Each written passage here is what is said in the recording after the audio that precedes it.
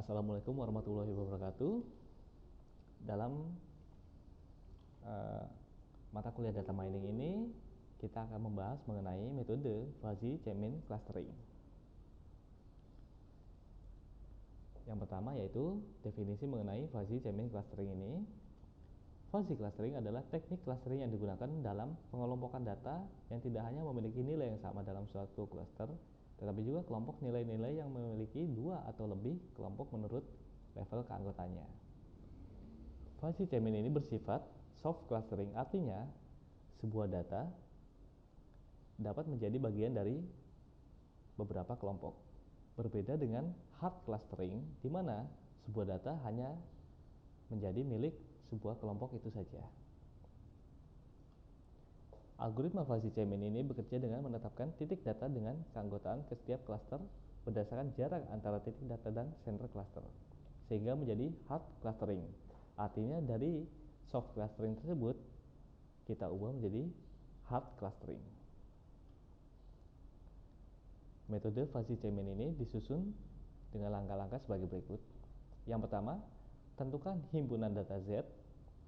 Selanjutnya, tentukan jumlah cluster yang diharapkan. Kita bisa membuat 2, 3, atau 4 atau lebih cluster. Kemudian tentukan nilai pembobotnya. Kemudian nilai toleransi penghentian yang kita harapkan.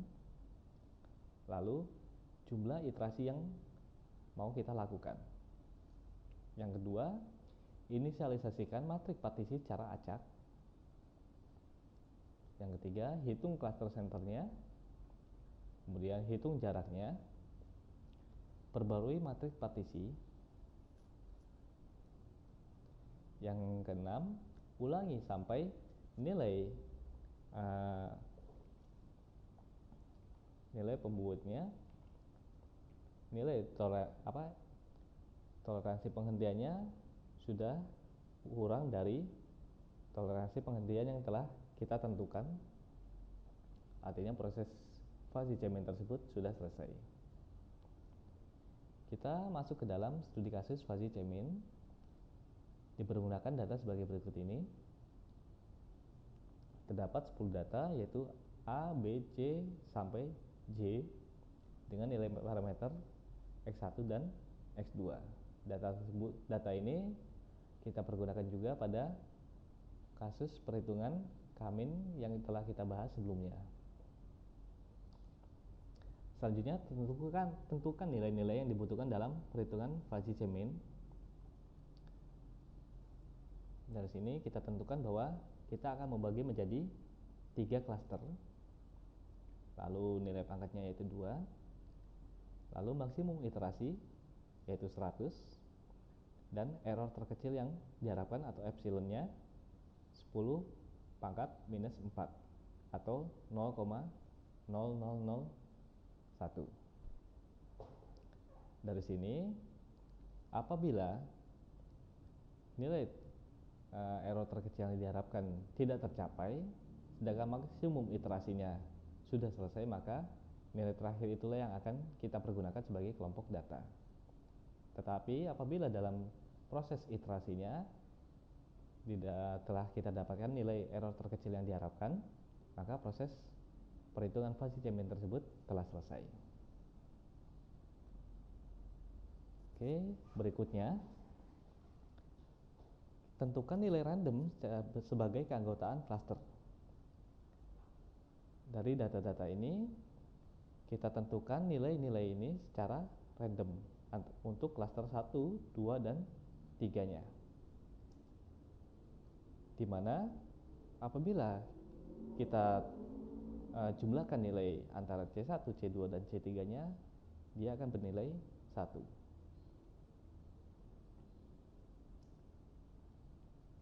Oke, kita masuk pada iterasi pertama pada tahap yang pertama. Pada proses penghitungan pusat cluster, pangkatkan nilai keanggotaan cluster tersebut. Dari nilai random yang telah kita tentukan sebelumnya, kita akan pangkatkan data nilai-nilai tersebut. Sehingga kita dapatkan mu kuadratnya seperti berikut untuk klaster pertama, klaster kedua, dan klaster ketiga. Lalu kita hitung total mu-nya. Kita jumlahkan untuk klaster pertama, klaster kedua, dan klaster ketiga. Kemudian pada tahap yang kedua, kalikan antara nilai data dengan nilai pangkat keanggotaannya.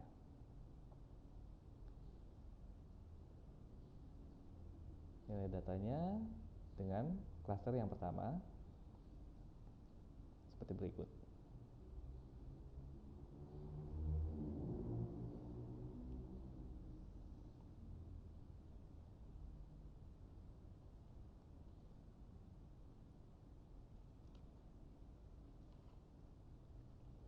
Oke, selanjutnya lakukan kembali pengkalian antara nilai data dengan nilai pangkat keanggotaannya.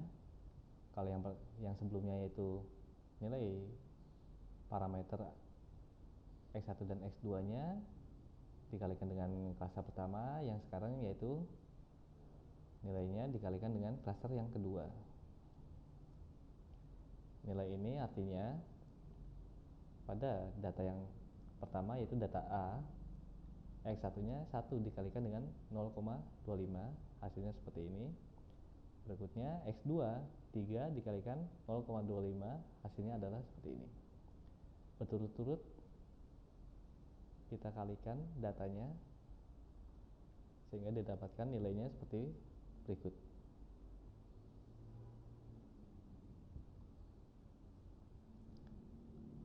Kita dapatkan totalnya untuk klaster yang kedua ini 5,20 dan 4,28. Berikutnya untuk klaster yang ketiga, hasilnya seperti berikut. Totalnya 2,61 dan 2,17.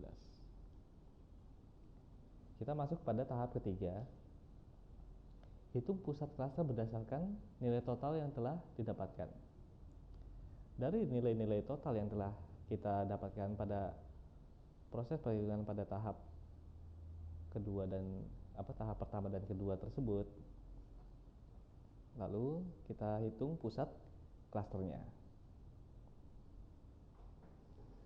Cara perhitungannya yaitu pada total X1 yang pertama 6,17 dibagi dengan 2,51. Selanjutnya 5,21 dibagi dengan 2,51.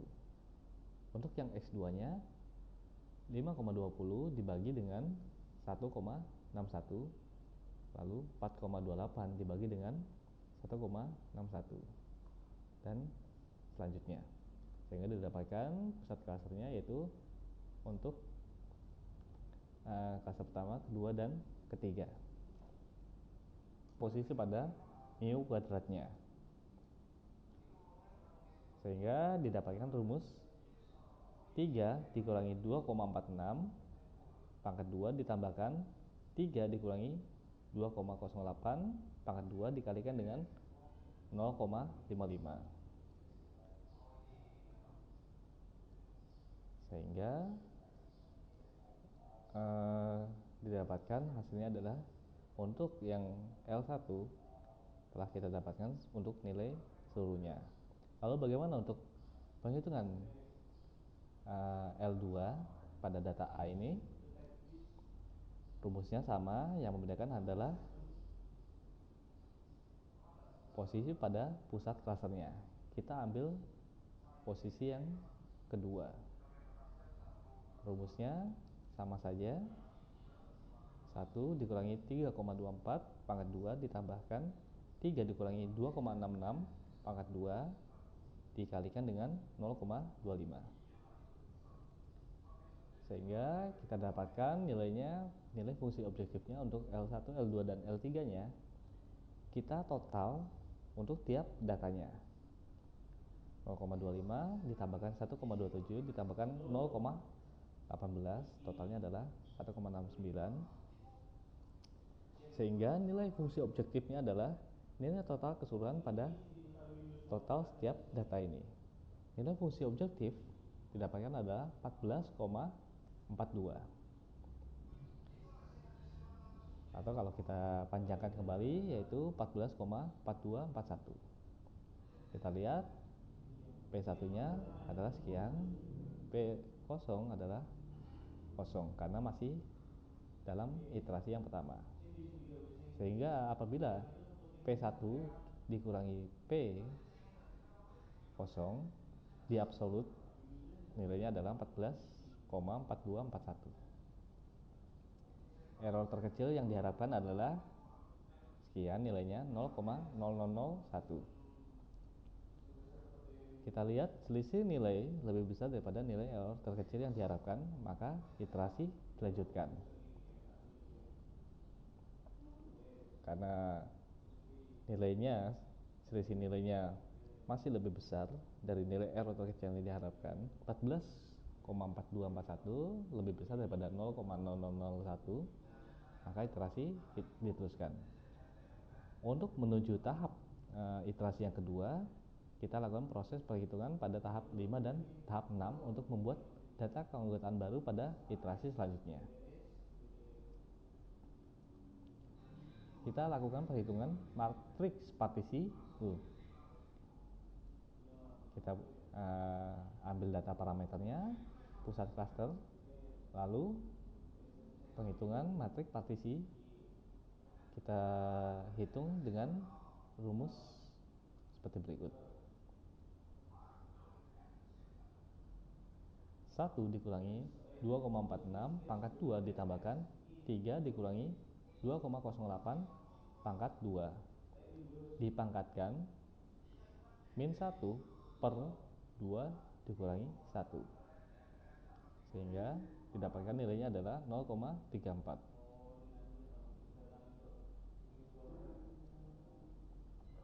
Yang berikutnya tahap ke-6, lakukan penghitungan data keanggotaan baru berdasarkan hasil matriks partisi.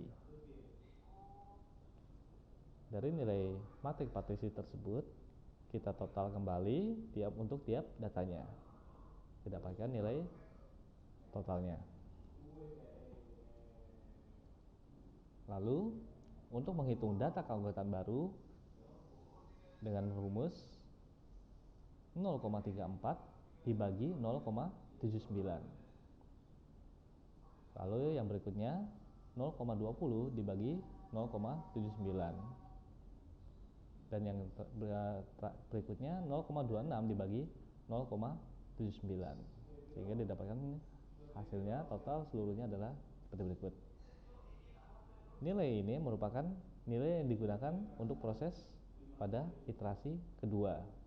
Kalau yang pada iterasi pertama ini, untuk proses data keanggotaannya kita lakukan secara random, maka untuk yang iterasi kedua kita pergunakan data-data ini. Oke, untuk iterasi kedua tahap 1 dan 3, tahap 1 dan 2, proses penghitungannya seperti berikut. Data keanggotaannya kita hitung mu kuadratnya, mu kuadrat x1, x2 dan x3. Kita dapatkan nilai total untuk seluruh datanya. Tahap 3 dan tahap 4-nya kita hitung pusat klasternya, kita hitung nilai fungsi objektifnya, lalu kita hitung selisih fungsi objektif. Dan sini kita lihat bahwa P1 yaitu pada iterasi yang pertama nilainya adalah 14,4241, sedangkan yang sekarang kita lakukan pada iterasi 2 ini yaitu 9,1974.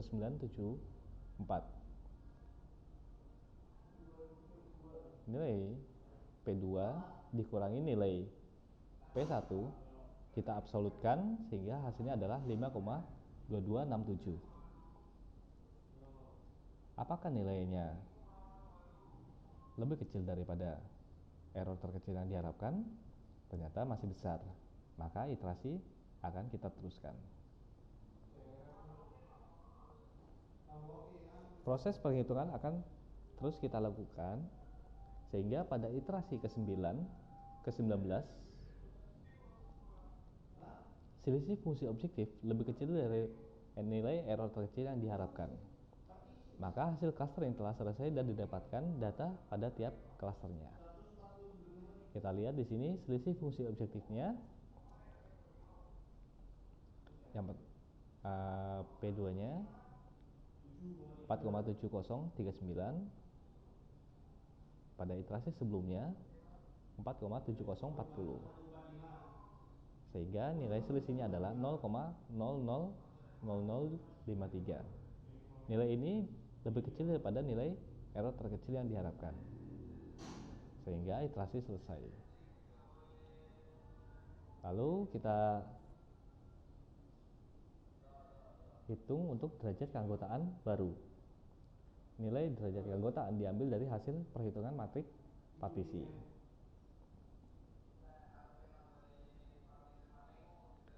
Sehingga di sini kita lihat nilai klaster yang dipilih didapatkan berdasarkan nilai tertinggi pada klaster-klaster ke-1, ke-2, dan ke-3. Dari sini nilai yang paling tinggi adalah 0,93, yaitu klaster 3.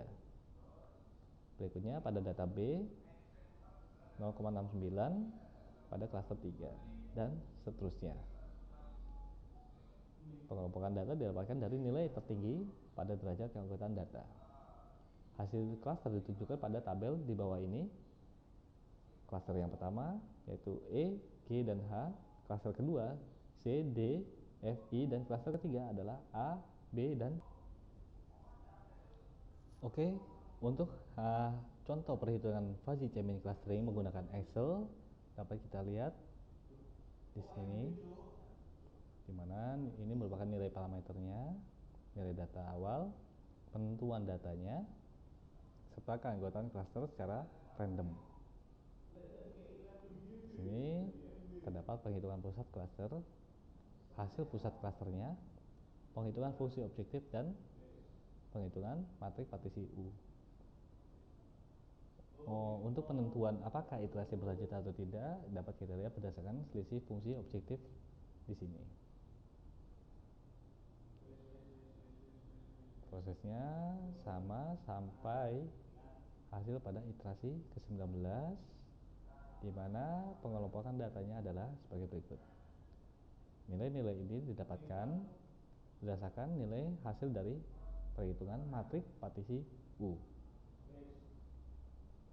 sehingga didapatkan klaster pertamanya yaitu E, G, dan H, klaster keduanya C, D, F, dan I, sedangkan yang ketiga adalah A, B, dan J.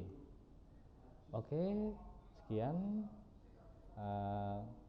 proses untuk metode fuzzy chain clustering. Terima kasih banyak.